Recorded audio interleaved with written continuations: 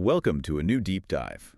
Today we're looking at, well, how a perpetually 7-year-old detective is completely rewriting the cinematic rulebook. Yeah, it's pretty wild. Right. We've got a new industry report on the 29th Detective Conan film, Fallen Angel of the Highway.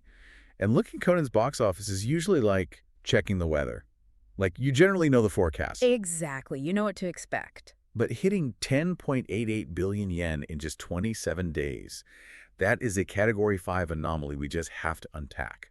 The momentum is staggering. I mean, they sold 7.4 million tickets right after the April 10th debut. Wow. Yeah, and they crossed the 10 billion yen mark around May 4th, which, poetically, that's Shinichi Kudo's birthday. Oh, that's a really great detail. Right, but the real data point here isn't just the speed, it's the streak. The 4-year streak. Because he joins Black Iron Submarine, The $1 Million Pentagram, and One-Eyed Flashback. Yeah, 4 consecutive films crossing 10 billion yen. That's crazy. No franchise in Japanese history has done that. Literally none. Especially while fending off major competition like the live-action Sakamoto Days. But wait, a release like Sakamoto Days had immense hype behind it. How does an anime franchise on its 29th installment completely dodge franchise fatigue? It's a great question. Like getting people into 526 theaters, which is their largest rollout ever, by the way. That can't just be blind nostalgia. Sure. Are audiences actually getting something they haven't seen 28 times before? They are, because the creators made a brutal, deliberate pivot. Like what?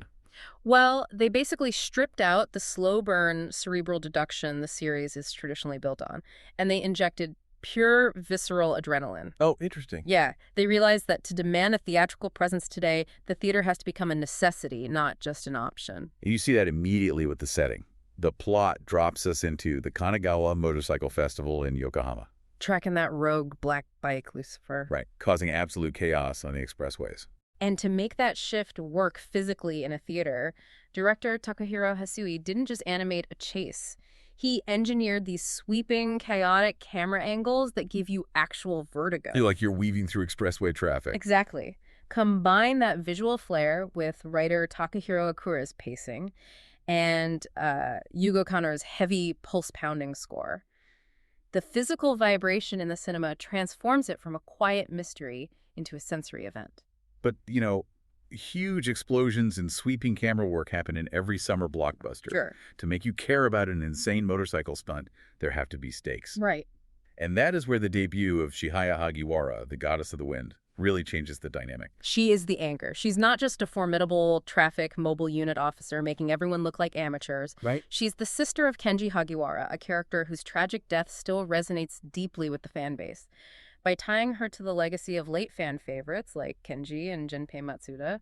The film is doing something incredibly smart psychologically. Exactly. It uses the audience's real grief over past character deaths to ground the absolute absurdity of the current action. Yes. Like, you buy into the physics-defying skateboard stunts because the emotional pain driving the characters is completely authentic. That is the masterclass here for you as a listener looking at how media evolves. Yeah.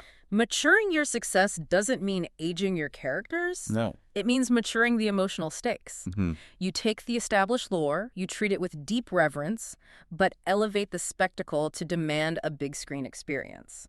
Leaving you with this to chew on. Mm-hmm. If a stagnant, decades-old formula can trigger a massive cinematic renaissance just by treating its established lore with high-octane reverence, Yeah. what other sleeping global IPs are sitting on their own billion-yen box office storm? I wonder. What could they achieve if they just stopped rebooting the timeline and started revving the engine on the history they already have? Something to explore until the next deep dive.